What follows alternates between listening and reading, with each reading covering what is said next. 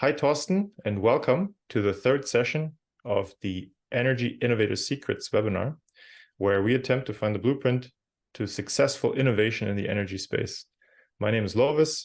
My company is called Ghost Founder, and we do engineering projects in the energy space, in and outside of the energy space. But the goal for this webinar series is to connect with innovators who are in energy, like our esteemed guest Torsten today, and give them a platform to tell us all about their innovative products, processes, or services. And then, so while that's great, right, we want to learn about that, but I'm trying to figure out what is the secret sauce that allows people to bring new innovative products from idea all the way to the market, because it's always a challenge. So today, my guest is Dr. Torsten Brammer. He's the co-founder of WAVELABS, a German manufacturer of high-tech solar cell measurement equipment that uses LEDs to simulate sunlight. And I've actually worked with WAVELABS for a little while as well. It was like 2.5 years. I helped them to do business development. And so this is how Torsten and I met and connected. And so I'm super honored to have Torsten today on my webinar, where I've helped him previously to do to kind of organize webinars and events where he will be the host. So thank you already, Torsten, for agreeing to join. But of course, beyond technology from WAVELABS, Torsten has also been very active in recording and publishing, I think, close to 30 episodes of his podcast, The Solar Journey, where he connects with and explores the journeys of movers and shakers in the solar industry. So Torsten has spent his entire career in solar and has an obvious passion and a big drive to help the world transition from fossil fuels to renewable solar energy. And so again, Torsten, welcome. And if you like, please take a minute to say some more things about yourself and add some anecdotes maybe about your life and your career thus far. All right. All that in a single minute. You have time. I have time. Okay. Yeah, well, Louis, thanks a lot for the invitation to come to your webinar. And in case there are participants to this webinar, welcome everybody out there. Thanks for joining. Yeah, so you already mentioned one of my passions, that's solar energy, and I think it started quite a while back. I do remember that maybe in the 3rd or 4th grade, I gave a speech to become the speaker of the class, where, let's say, protection of the environment was already my key cornerstone of my speech. So my passion for renewables and environment and nature goes back quite a bit. But I also realized, honestly, that that's not an easy thing, because I didn't win the election. But I didn't lose my passion because of that for solar energy and protection of the environment. And the second passion, I think, is asking why things work, how things work. And that's, I guess, why I studied physics. And during my degree, I then combined those two passions, solar or nature, with why. And I started to work on solar cells. And so actively, this started in 1993, when I was at the University of Karlsruhe with Peter Würfel. And I did my diploma thesis, like a master thesis, at the Australian National University with Andrew Blakers, who taught me all the key things I had to learn to become an expert on solar cells. Yeah, and after my degree, I thought I want to get out of the lab. So I used to work in the clean room with Andrew and make PERC solar cells in 1993, 1994. Now they are now the industrial standard, or actually they are already replaced by the next technology level. Anyhow, I wanted to not only do the theoretical work, but go out in the field. So I went to West Africa for a year and I installed solar modules back then. So that was around 1996 or 5 or so. And I soon come to realize that solar is still crazy expensive. So we did have customers, but obviously it was crazy expensive. So I went back to Germany and started a PhD. So I worked on thin film silicon solar cells, tandem solar cells.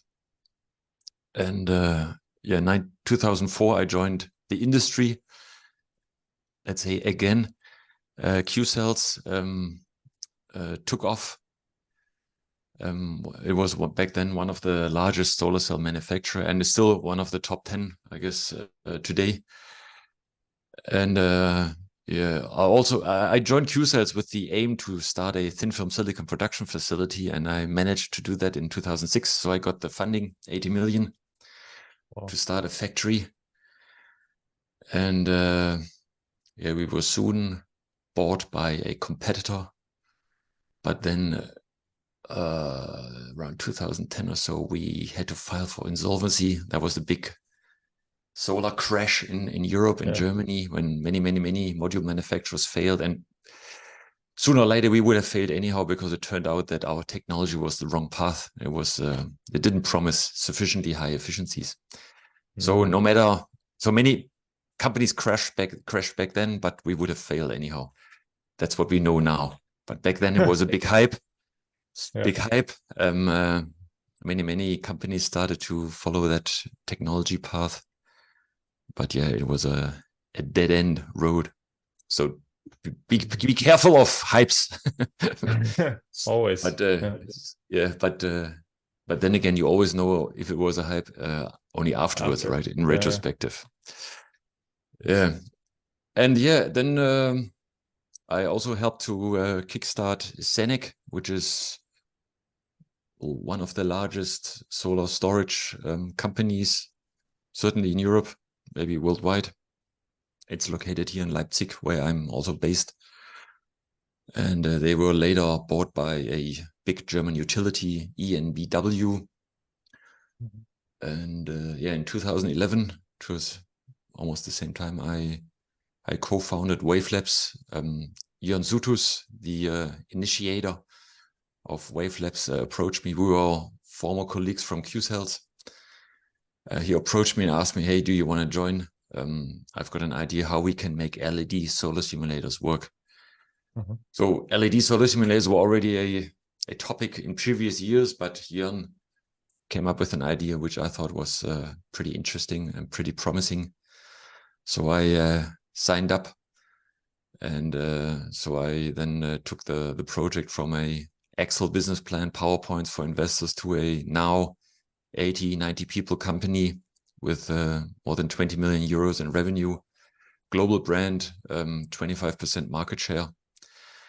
Yeah, that was a pretty amazing journey, and I kind of slowed down that journey because I stepped down as the CEO a year ago, and now I'm a part-time employee to that company, to WAVELABS, and I'm working in the team of for business development.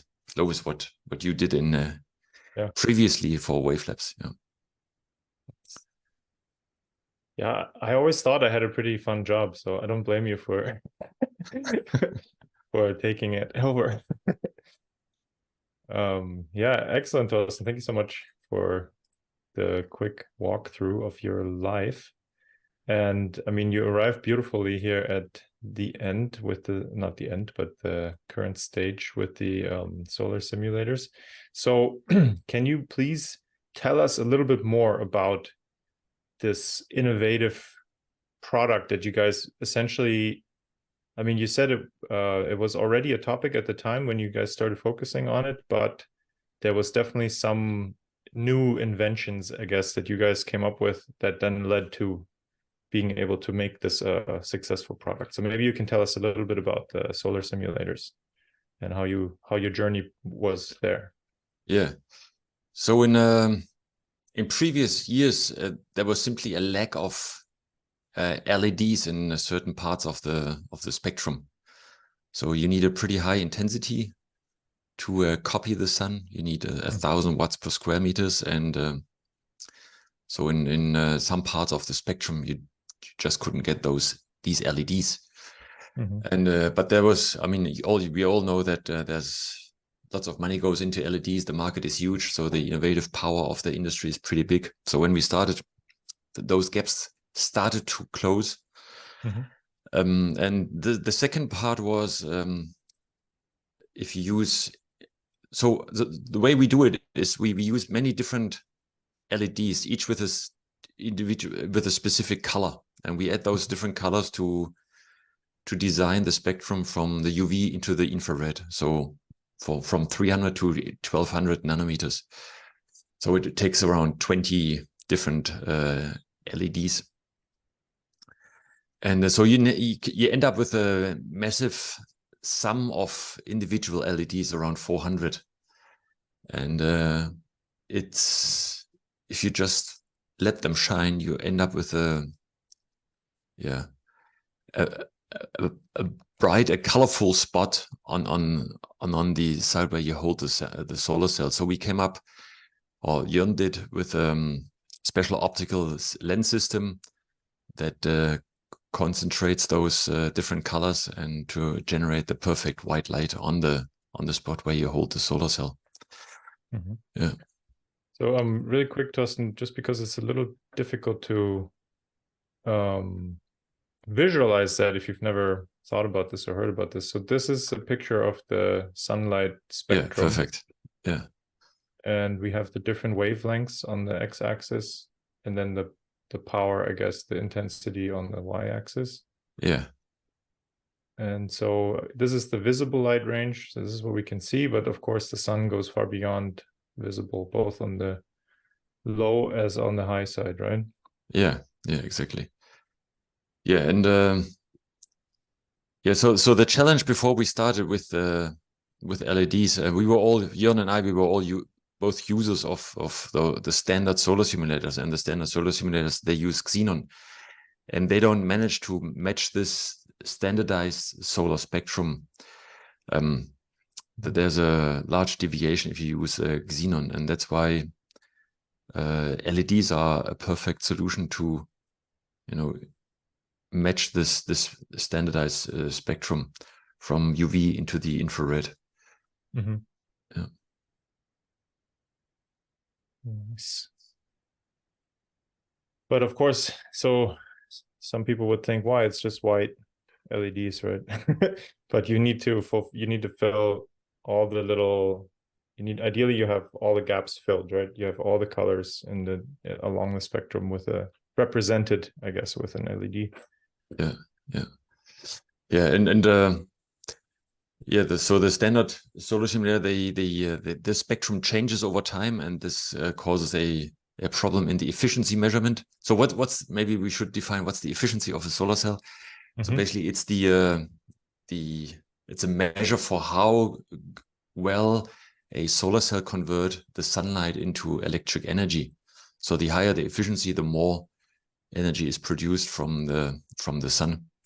Mm-hmm. And that's why there's a global standard how to measure the efficiency, because you want to compare the efficiency of supplier A with the supplier B. And that's why there's this global standard for the sunlight. Yeah.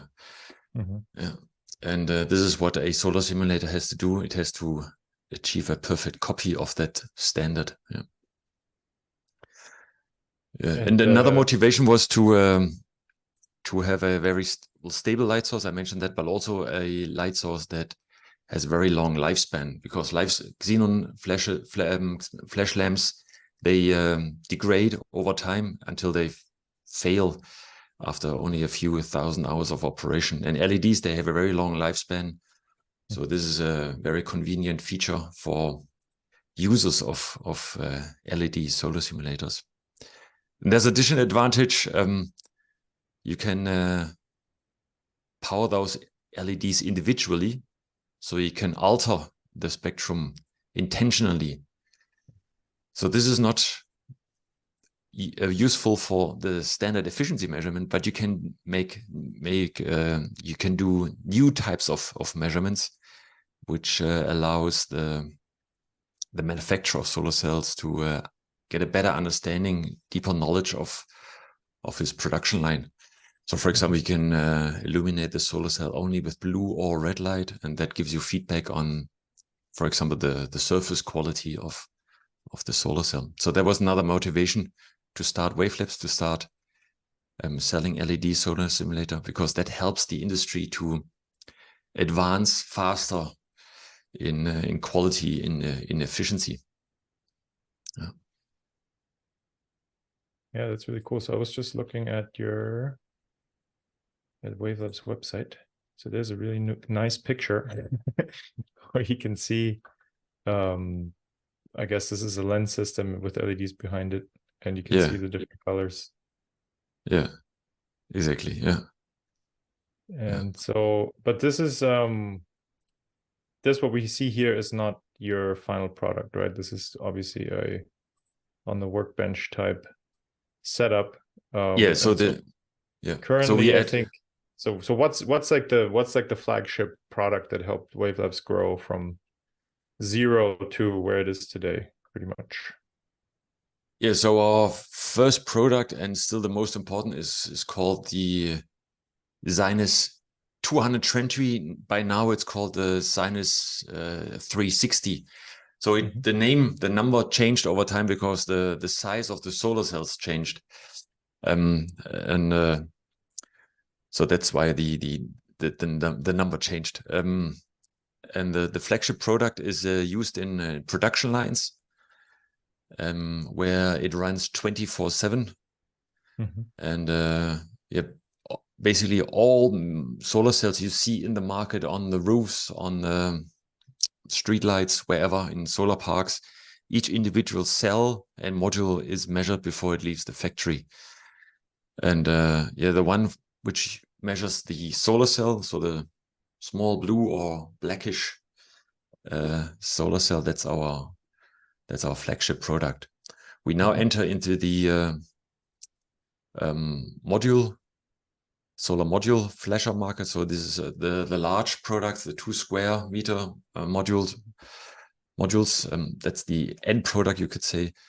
We weren't present in that market in the past, but yeah, we started to focus on that as well. And the LED system you just showed, I think that's from the our SINUS 3000 or so. It's a big module flasher used in R&D facilities or certification bodies. Yeah. And technically, is there a major difference between the cell flasher and the module flasher? So in principle, they use the same technology. Yeah. We do make adoptions. Size, right? Yeah. We do adoptions, but in principle, it's always the same system, same technology. So, I mean, so you started WaveLabs about 10 years ago, right? 2011, 2012? 2011, yeah. 2011. So soon 12 years, yeah. Soon 12 years. So can you talk a little bit about that journey? So a little bit away from the technology, but just, I mean, growing a company from almost no revenue to what, 1 million and then 10 million? There's a pretty big gaps where a lot of companies fail, I think. What was that like, or how'd you do it? How did you do it? I think in principle, many pieces have to fall into the right spot to have success. Yeah. And as I mentioned earlier, it's easy to fail, or even though you try really hard. Yeah. So certainly you need a certain amount of luck. I think the key ingredient that was essential to take WaveLabs from 0 to 1 was grit, really just to keep on trying, right? I think there were 1,000 reasonable reasons why to give up, to say, it's not going to work, right? No funding, technology doesn't work. Then we had patent issues, then hard to find people. But then you do find good people. Then suddenly our home market collapsed. So we had to go to Asia. How do you approach Asia? That's so far away. Then we started to sell or to pitch in Asia. Then we made big mistakes in how to pitch in a different culture. And that caused another setback. Then we were, it's just so. Then we had technical issues, right? When we took our product from the lab to the fab. different environment, suddenly the tool has to run 24/7. And we basically our first customers, they were the guinea pigs. So many massive issues where we had to work really hard to compensate all compensate all the obstacles. And each single one of them could have been a reason to say, well, it's just too hard, right? And you just have to stay on and keep trying and find new solutions, pivot, adopt your pitch, adopt your offering. Have grit, be flexible to adopt. I think that's the key characteristic you need to bring to the table to succeed. Plus many others, but I think grit is the essential. Yeah. Just don't give up. Keep pushing. Don't give up. Yeah. If you make a mistake, try to fix it. Yeah.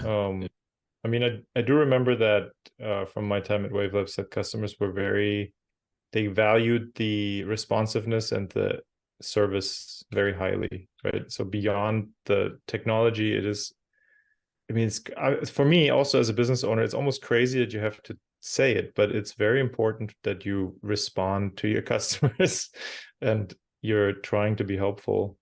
But as a buyer, this happens to me all the time, that suppliers, I'm like, hey, I need this part made, and they don't respond to email. They barely don't answer the phone. You try to call and they're like, oh, he's working from home today. And I'm like, okay, so what? Me too. Like, can he call me back? Like, what's the problem? Yeah. And I think it's surprising how often these things just don't work. But if they do work, they do give you an edge, even if it's maybe, a lot of people don't necessarily attribute their success to it, but I think every part matters, right? Yeah. I mean, you do have a contract, right, when you sell things, but usually if things go wrong, and they do go wrong, right, they always go wrong. Even with biggest companies, they mess up, right?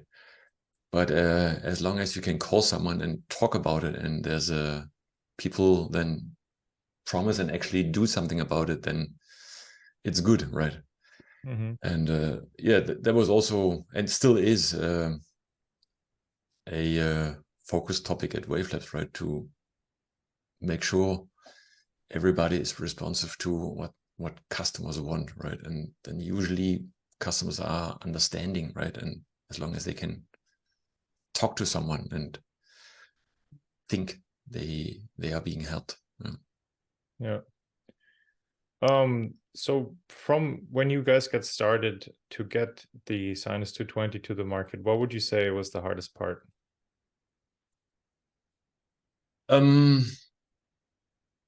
I think we're really surprised on how big the difference is from the tests we did in our lab, and then how the tool actually operated in the fabs, right?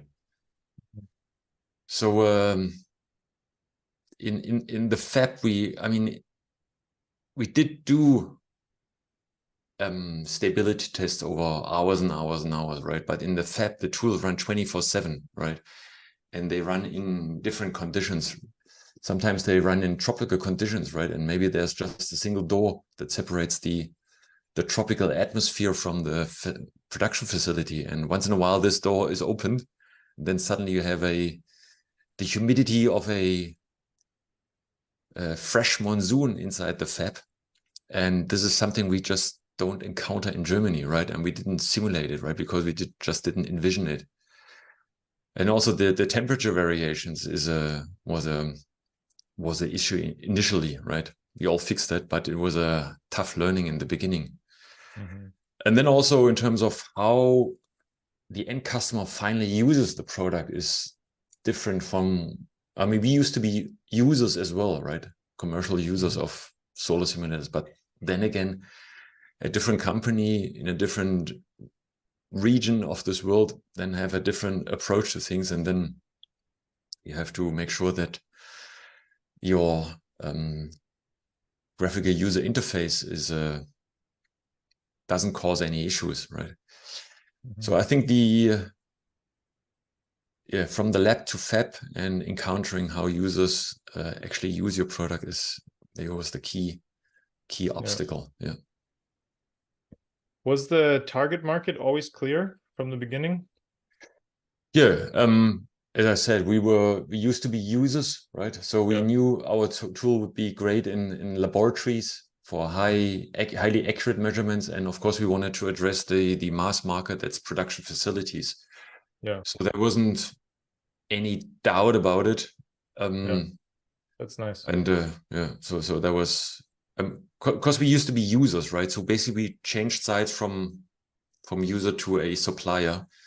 Yeah. Yeah.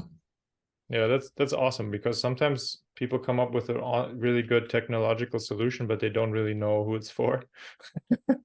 So then you have to do some work to figure that out. Yeah. But I think in your case, that's definitely a really good way to kind of identify an issue to then start a business around and try to solve at scale. Yeah. So if you had to define 3 to 5 steps for successful product innovation, what would they be? Let's say 3 steps. Yeah. Okay. So when basically what we did, but it wasn't really a conscious approach, right? But basically understand the customer use case, which was easy for us, right? Because we used to be customers. Yeah. Then define the limits of the present solution, I would say, right? So I mentioned those limitations of the xenon flasher, right? Which we knew exactly. And then, of course, then third step would be finding a solution to these limits. Yeah. And at WAVELABS, we came up with many different new features. And I guess then it's important to prioritize what you do in a roadmap by basically coming up with a business case for each individual feature. Yeah. And I think what's also very important is, let's say this is all in parallel. The fifth step is keep circling back with the end users and pitch your ideas and your roadmap to make sure that you're on the right track. So get positive feedback, or get feedback, maybe negative too. So they help you then to make the right choices regarding the priorities in your roadmap. Yeah. Yeah. And you have to sell your butt off too, right? You have to keep selling constantly. I mean, because new business, you have to keep your existing customers happy, and you ideally try to close more and more new ones as well. Yeah. I think that's certainly where we didn't follow the ideal path, right? I think we the minimum viable product, right? That's something I honestly learned too late, right? So I think we could have started to sell earlier, but we basically wanted to include all the innovations, or many innovations, right from the start. And now looking back, I think and that's always easy then when once you know what's the minimum viable product. But I think for all founders out there, really focus on keep that in mind, that maybe not all features are required for your very first product to get first revenue, to get first traction, to get a name on your reference list, right? Reference list is super important, right? To get the first sales, right? So the second one is already you just add him to a list, but you already have a list, right? So honestly, the very first PO we got, purchase order we got, that was the best PO, right? Because then suddenly you get it's not just theory anymore, not just a lot of effort, but suddenly you have documented positive feedback from the market. Someone trusts you, right? You start from scratch. You're just a 3, 4, 5 people team, and then suddenly someone puts money on the table, right, for the very first time. That's an amazing moment when you start a company. Yeah. So minimum viable product to get this very positive feedback is essential. Yeah. Nice. Do you have an example of a success story where the Sinus 220 or one of your products made like where do you think it made like the biggest impact on a customer's project or research? Well, I think the best time is yet still to come for the products of WAVELABS, right? Honestly, all the features or all the benefits that LED flashes bring to the table, they will. I think the industry is only getting there to understand the full benefits, right? I mentioned the flexible spectrum.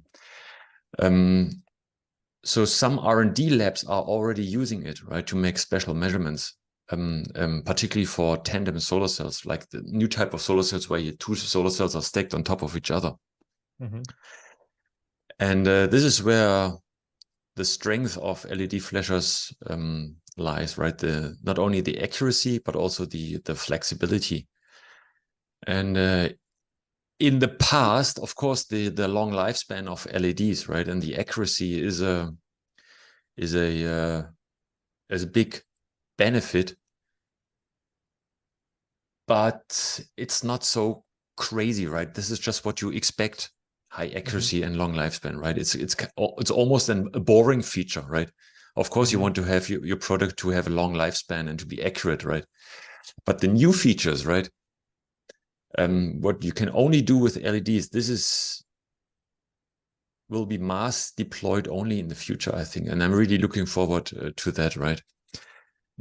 So the industry is maturing, and that's maybe another big learning, right? Sometimes you have to have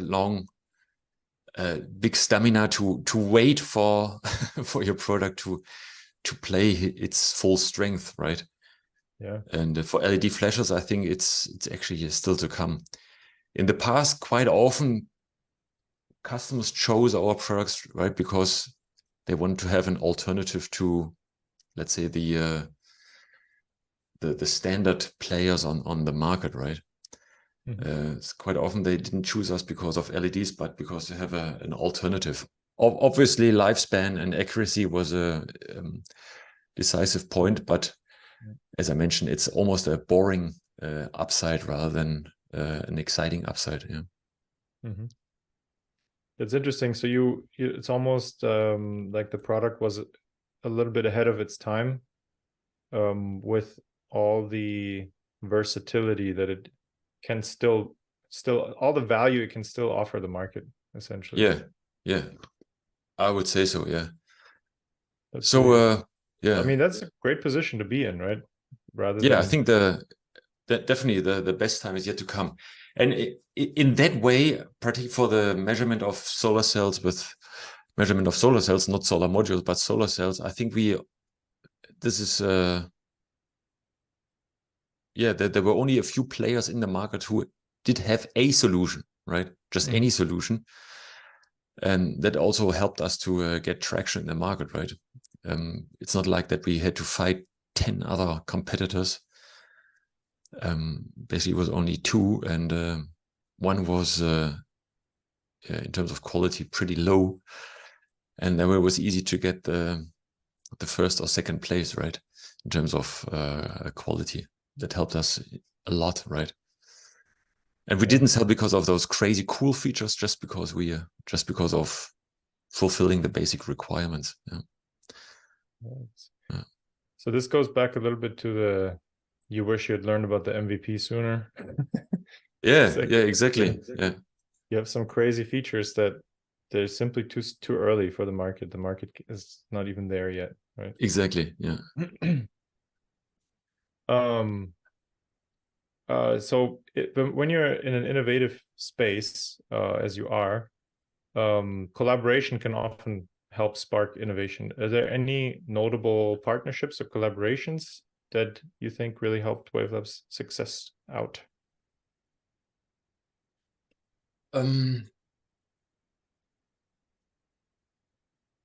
Well, for us, it was always helpful to work with public R&D institutions, right?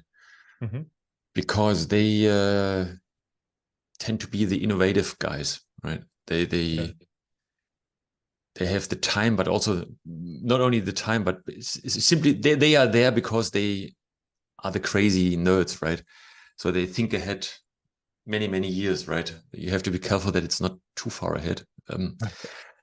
But that was always interesting, or it still is interesting to work together with those R&D. And fortunately, we have many very good solar institutes, public research facilities, so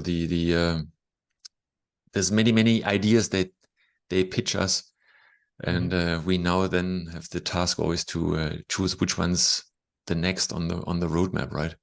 Because you can easily get lost in the large numbers of ideas they have. Yeah. And then, so as you look to the future, what are there any emerging new challenges and of course opportunities that you see? And how is WaveLabs trying to position itself to address them or take advantage of them? Yeah, so commercially, we now see a shift in markets. I mean, China is the dominant market with 95% market share. So most of our products, we just ship them to China. But India and the US are developing some speed in also setting up production facilities and research facilities. So we do see some traction there. So the challenge for us is to enter those markets with the subsidiaries, right? So that's on the commercial part. We need to set up sales and service teams in these new areas. So that's one part. And on the technological side, product side, the solar sets become more and more efficient, and that makes it a bit more complicated to measure them quickly, right? Because in production lines you don't have so much time. But I think we do have a good solution here. But I think the solar industry keeps innovating, so we need to closely look at what's happening there in terms of efficiency. And then we have, I mentioned that already 2 or 3 times, in a few years we will maybe see stacked solar cells, or 2 solar cells on top of each other. And so the measurement is not trivial, because the top layer, most possibly it will be a material called perovskites, and they are not easily, or they are easily measured, but it takes a long time. So in the lab it's not a problem, but in production you have to measure those solar cells in a few tens of milliseconds, and that's certainly a challenge for the whole industry, and we will part of it, right? Because we supply the tools to do that. That's going to be exciting. Eventually there will be a solution, but right now it's still up in the air how the technical solution, but also the standards will look like. And that's important to keep in touch with the customers, with R&D institutes, with the certification bodies, right? To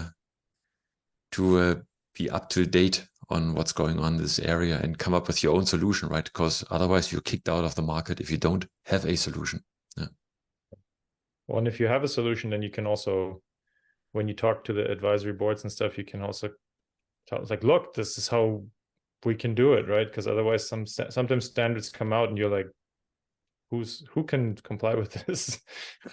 Yeah, so certainly important advice to founders, right? Make sure you know what kind of standards are important for your industry, and ideally you have the manpower to join these boards, right? So you can have an impact, or at least know in time what's going on. Yeah. Is this so? You just said this would be important advice to founders, but if you say, look at the solar and renewable energy space in general, where do you see any other interesting opportunities, and kind of what advice would you give people that are wanting to create a business in this space? Yeah, I would.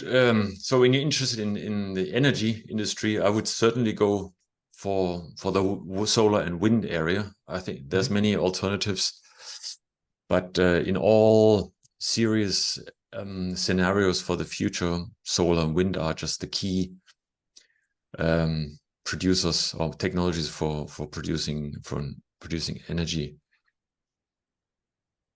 For example, fusion and fission, I certainly wouldn't go for these technologies. There's a certain hype around it. Apparently, Rwanda and Poland now wants to do some in that area. But when you look at the time scale, it's not gonna make any meaningful contribution to the energy scenarios for the next 20 years. So definitely go for solar and wind.